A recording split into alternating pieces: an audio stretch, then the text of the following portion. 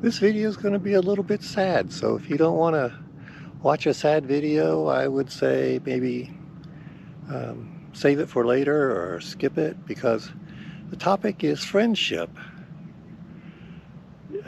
I never thought I'd be doing this video, but here I am.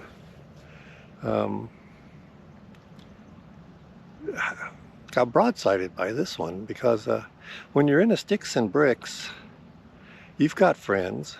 They might live in the same apartment or a house down the road and all that, but everything's fixed and you know that that's not going to change. But out here on the road, when you're BLMing, you can make great friends, and then all of a sudden you find yourself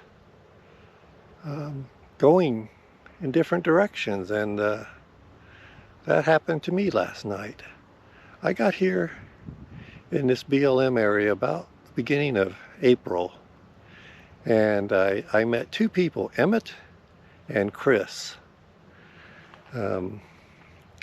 Emmett took off, after about 20 days. He had to go someplace else, and he was an interesting character. But Chris is using the BLM land because he's got a job nearby, and rather than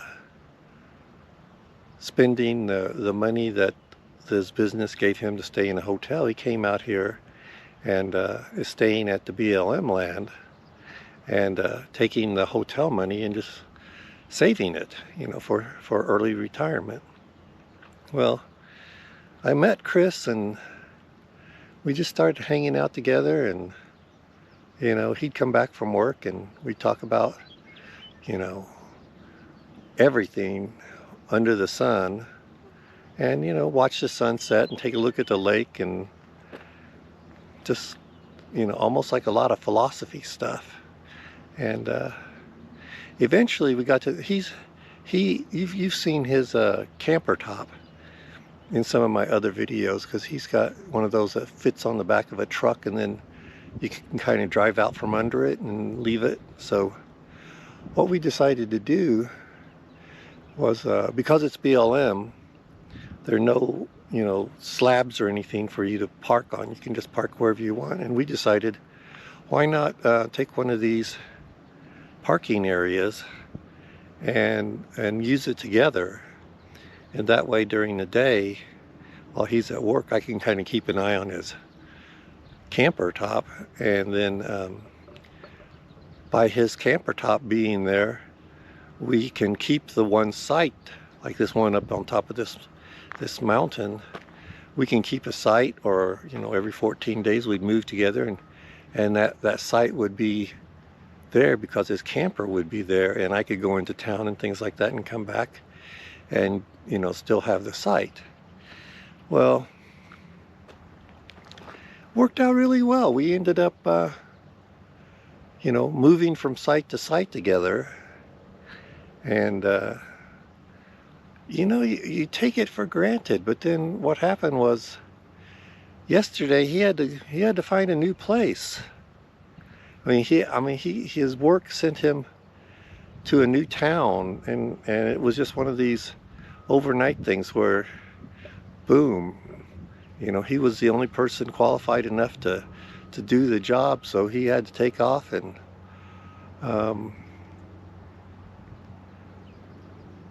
it's hard. People don't talk about that, where you're BLMing and you meet some people and you find out that you click, and then eventually they go one way and you go the other way, and that's something that I don't think anyone's talked about, but it's rough. Chris is a buddy of mine, will always be, and all of that, but I don't know if I'll see him again, because after this, who knows? It's a big United States, and he's going one way and I'm going another. But yeah, it just there's something else to think about when you're soloing, and then that is that if you find somebody that you click with, on BLM land, you can park two vehicles two RVs next to each other, and that way you've got more safety, and you've got some, you know, like, little bit of companionship there for a while, and it works. But then the bad side of that is when you guys have to part ways, it's very bittersweet.